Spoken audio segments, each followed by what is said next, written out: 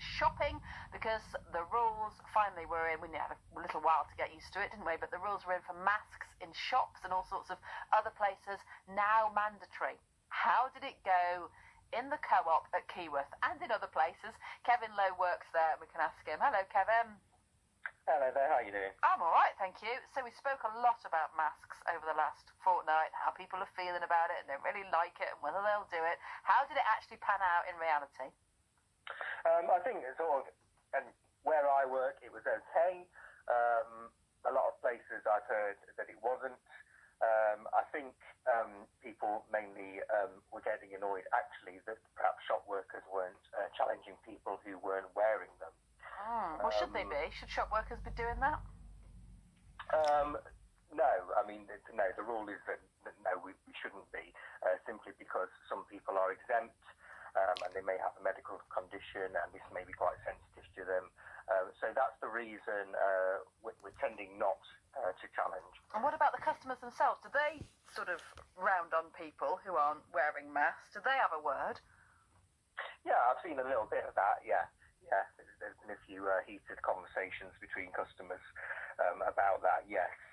And how does that play out then? It's usually okay. Usually, but you know, when two people are arguing, at some point it will end and one will go one way and one will go another.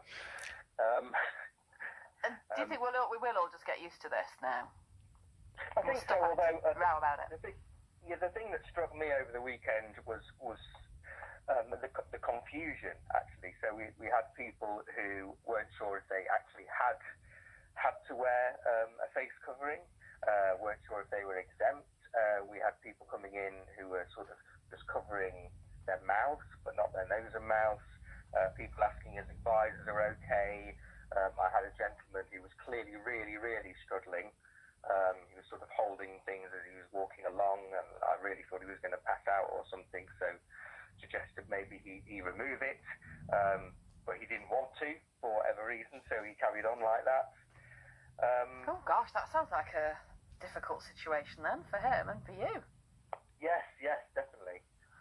So I think, you know, whatever methods of communication have been about this, you know, I'm not convinced they've been entirely effective, really. Yeah, okay, so people are still confused. You see, I thought we were all clear on this, but maybe not. Kevin Lowe works at the Co-op in Keyworth, and he's also a rep for the Shop Workers Union Usdaw. It's BBC Radio Nottingham, Monday morning.